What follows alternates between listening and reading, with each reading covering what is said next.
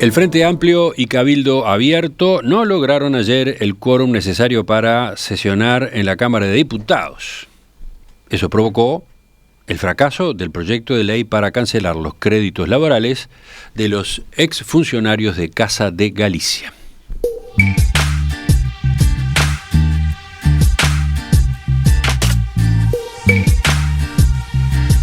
La iniciativa había sido aprobada el día anterior en el Senado por Frente Amplistas y cabildantes, con el voto además de dos legisladores del Partido Nacional, Sergio Botana y Juan Estraneo. ¿Qué prevé el texto? La creación de un fondo de 30 millones de dólares a cargo de rentas generales para abonar los créditos postconcursales que dejó la institución quebrada. Esa cifra, 30 millones de dólares, es sustancialmente mayor a los 8 millones de dólares que estaban previstos en otro proyecto que había presentado el Poder Ejecutivo. Al tratarse este asunto de uno de carácter grave y urgente, la sesión de este jueves requería la presencia de 66 diputados en una primera instancia o, en un segundo llamado, de 50. ¿Qué fue lo que ocurrió? Hubo solo 49 diputados que se presentaron. Por otro lado, al implicar un aumento del gasto, el proyecto debía ser aprobado como máximo en el día de hoy, cuando estaremos a un año de las elecciones nacionales. ¿Por qué se dieron estas circunstancias? Resulta que Blancos, Colorados y el Partido Independiente habían decidido de antemano no entrar a sala para que justamente el proyecto fracasara. Eso fue lo que pasó, la Cámara no pudo sesionar. Cuando se retiraban del recinto, las diputadas Frente Amplistas Lucía Echeverri y Cecilia Cairo expresaron su indignación por lo que había sucedido. Vamos a conversar justamente con una de ellas. Estamos con la diputada Echeverri. Diputada Echeverri, ¿qué tal? Buen día, ¿cómo le va? Buen día, ¿cómo están? Un gusto estar con ustedes. Ahí la escuchábamos hoy más temprano cuando se retiraba de sala, muy molesta por la situación que se había dado. ¿A qué se debía su enojo en particular? Sí, era una mezcla, ¿no? De enojo con impotencia, con un poco de dolor, porque en realidad la sesión estaba acordada ya desde el día anterior. Es una práctica habitual, ¿verdad? Hacer coordinaciones interpartidarias o coordinaciones entre los distintos partidos políticos a través de sus coordinadores, y de hecho se había acordado, el Frente Amplio iba a acompañar una sesión extraordinaria al día siguiente por dos proyectos.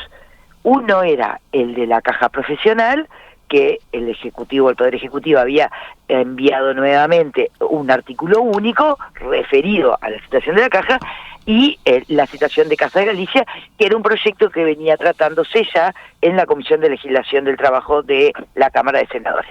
Y ese fue el planteo, y eso fue acordado. En la medida en que en el transcurso de la noche el proyecto de caja profesional lo derivan a comisión y el oficialismo decide no ingresarlo, digamos, a sala, era algo acordado, que además lo que también en el día de ayer, le planteábamos a los coordinadores del Partido Colorado y del Partido Nacional, es que la propia sesión iniciándose como en el Senado se hizo, era facilitar el quórum, porque estaban tres diputados suplentes esperando para ingresar, era empezar como corresponde la sesión, votar las licencias, que es lo primero que se hace siempre. Eso le iba a preguntar, porque, a ver, para que se entienda, ustedes si sumábamos los votos del Frente Amplio más Cabildo Abierto, en realidad podían darle quórum.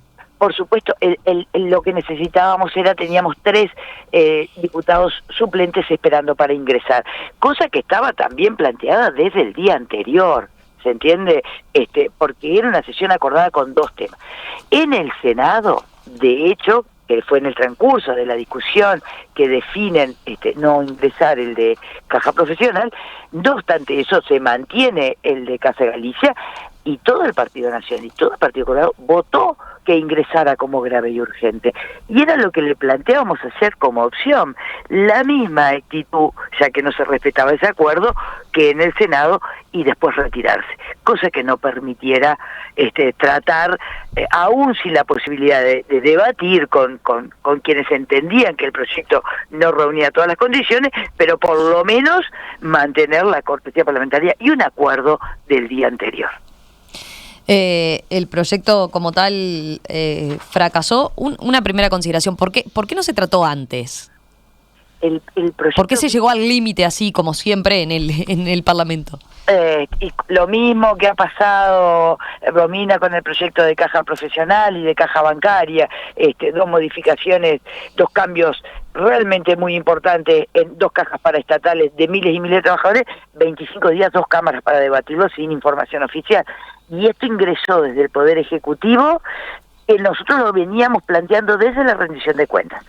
En la rendición de cuentas, tanto al Ministerio de Economía y Finanzas, como al Ministerio de Salud Pública y al Ministerio de Trabajo y Seguridad Social, le hicimos explícitamente la consulta porque nos incluía en la rendición de cuentas justamente para cumplir con un compromiso asumido por el Poder Ejecutivo con los trabajadores de Casa Galicia. Nos respondieron que entendían mejor una ley específica, porque eran situaciones excepcionales. Y la reclamamos, la planteamos, hasta que finalmente ingresa al Senado, que durante la última semana fue estrictamente a lo que se dedicó. Uh-huh. Vayamos a eso, a lo que pasó, a la diferencia que había de fondo, ¿no?, entre las soluciones que estaban previstas. El proyecto que termina fracasando y que ustedes defendían, en el oficialismo era visto como algo irresponsable desde el punto de vista de las cuentas fiscales, ¿no?, del impacto que podía tener. Por otro lado, desde el propio Ministerio de Economía se hacían cálculos, Fernando Blanco concretamente, el director de Finanzas Públicas del Ministerio, hizo cálculos y señaló que los ex trabajadores de Casa de Galicia ya cobraron por distintas vías unos 24 millones de dólares y que si ustedes hubieran apoyado el proyecto del Poder Legislativo, bueno, con eso se llegaba a la misma cifra que el proyecto que ustedes planteaban. ¿Podemos explicar ahí las diferencias? Sí, el proyecto que envía el Poder Ejecutivo tenía un monto total para cumplir con los trabajadores de unos 8 millones de dólares, 8 y pocos millones de dólares.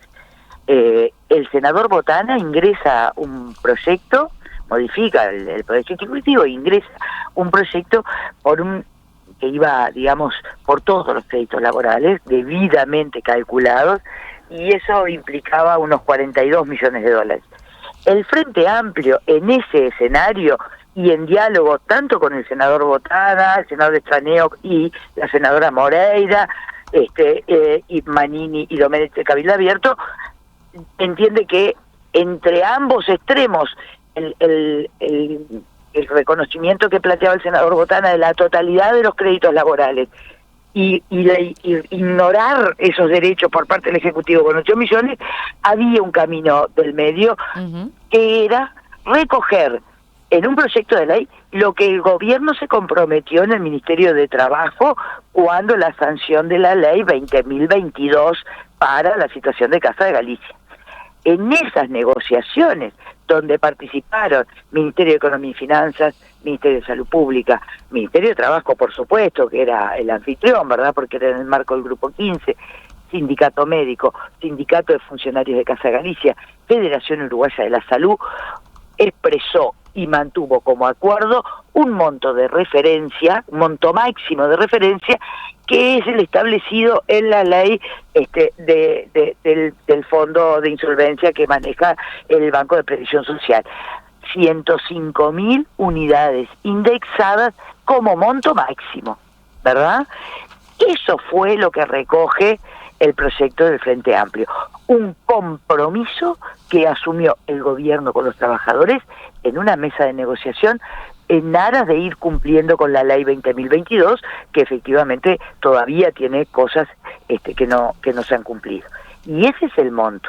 Ese monto no es de la sociedad que se ha dicho, es de los trabajadores. porque estamos hablando de que son derechos adquiridos, derechos generados a lo largo de los años de trabajo en Casa de Galicia, a la cual además en ese proceso realmente complejo, con luces y sombras y muchas más sombras ahora que ha tenido la liquidación que llevó adelante el gobierno, que decidió el gobierno, tiene dineros que recuperó y todavía tiene dinero por recuperar, y en la medida en que lo vaya recuperando podrá ir reintegrando estos dineros que son de los trabajadores. Pero por lo visto hay una diferencia sustancial en cómo se calculan esos créditos laborales. El cálculo de los créditos laborales nosotros lo apegamos a lo que establece la ley 19.690, que es la de la que administra el fondo, ¿verdad?, del Banco de Previsión Social, monto máximo de 105.000. Cada trabajador podrá recibir ese monto máximo o el monto menor de acuerdo, ¿verdad?, a la antigüedad, a la categoría laboral, lo que haya eventualmente cobrado antes, también por parte de la sindicatura, ¿verdad?, y del propio Ministerio de Economía y el BPS por los salarios adeudados, salarios vacacionales, en esa situación que se fue liquidando a lo largo del 2022. Para ustedes entonces, de esta forma, como no prosperó este proyecto, el Estado estaría incumpliendo con ese compromiso con los trabajadores. Por supuesto, estaba incumpliendo ya cuando mandó el proyecto con los 8 millones, porque no fue lo que se comprometió en la mesa de negociaciones, pero además no es tampoco lo que dictaminó la justicia, estableció la ley 20.022, de que el gobierno fue parte, ¿no es cierto?, que es reconocer todos los créditos laborales generados con ese monto máximo. Ahí ya los trabajadores de Casa Galicia renunciaron a una parte muy importante de los montos que tendrían para cobrar, ¿verdad?, de sus derechos. Pero hay que cumplir con lo que se comprometió y que es lo que establece la ley. Una ley que ya existe, ¿verdad?, la ley 19.690. En el cálculo por trabajador, aproximadamente, ¿de cuánto era la diferencia entre el proyecto del Ejecutivo y el de ustedes? Mire, si hiciéramos, Romina, si hiciéramos una cuenta donde todos los trabajadores cobraron lo mismo, que esto no es así, ¿verdad?, unos más, otros menos. Pero a nivel promedio, más o menos. A nivel promedio el gobierno mandó unos 170.000 pesos, digamos, a valores actuales, digamos, por cada trabajador, y lo que establece la ley 19.690 es un monto máximo de 105.000 unidades indexadas, que hoy por hoy serían 600.000 pesos. Ahí estaba la diferencia, ¿verdad? Exacto, esa es la diferencia. Ahora que esa etapa ya está, no se va a dar, que el proyecto de ustedes fracasó, usted señaló ayer en conferencia de prensa que están trabajando en otra alternativa. ¿Podemos explicarla? Sí, en este momento nosotros, a partir mismo del día de ayer, en virtud de que valorábamos que hay uno de los artículos del proyecto de ley que tuvo media sanción en el Senado, donde también daba cumplimiento a lo que la ley 20.022 estableció y que no se cumplió, que es la reinserción de los trabajadores, ¿verdad?, en virtud de los criterios de prioridad que se establecieron en el Ministerio de Trabajo. En virtud de eso hay un artículo que establecía que ACE pudiera contratar.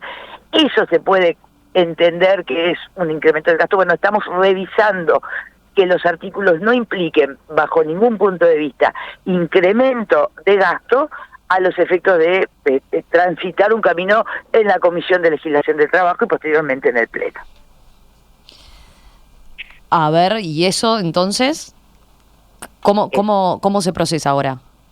Se procesa con un artículo que estamos analizando con un equipo de asesores, fundamentalmente abogados, a los efectos de analizar claramente el amparo legal que tendría el conjunto del proyecto de ley. No estamos hablando de un nuevo proyecto, es este proyecto en qué aspectos podrían, a partir del vencimiento del plazo, entenderse en términos de interpretación de que existe un incremento del gasto para que se pueda modificar y efectivamente se pueda sancionar.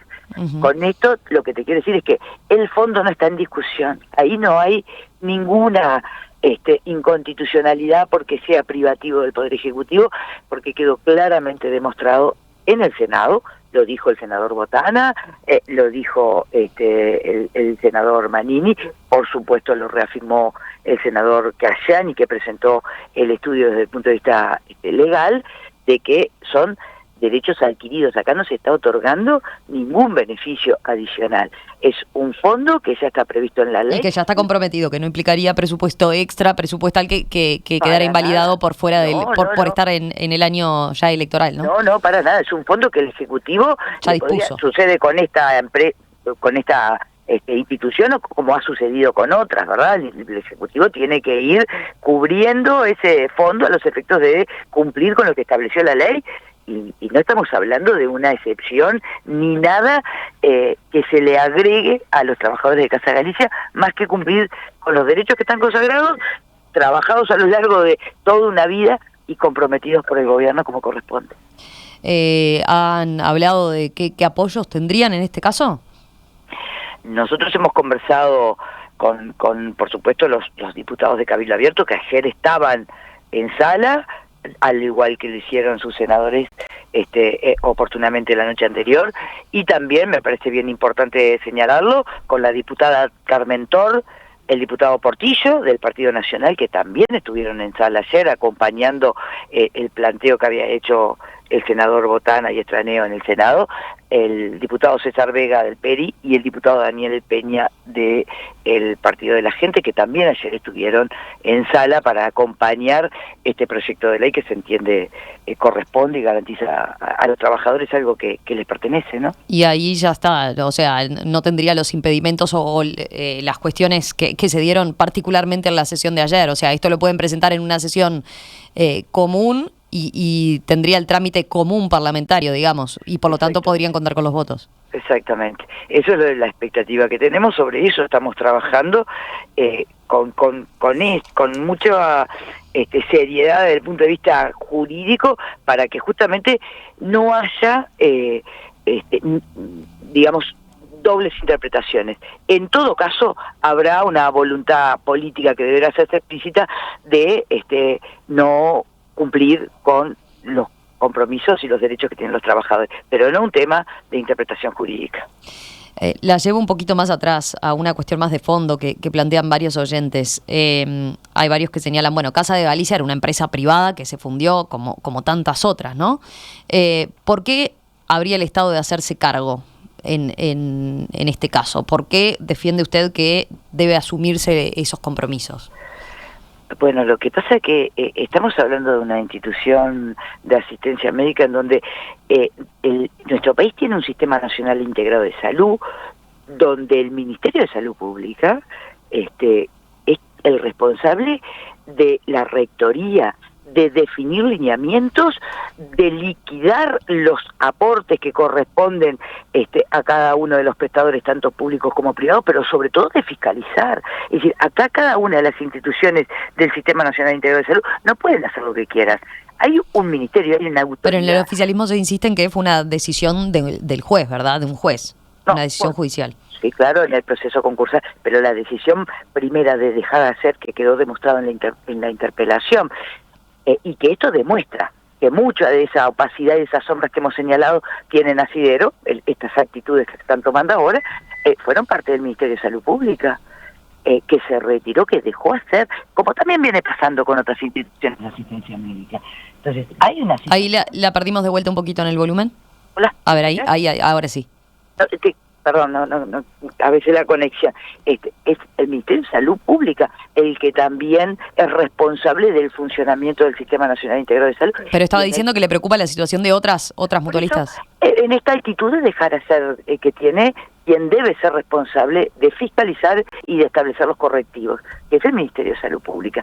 Y viene dejando hacer, ¿verdad?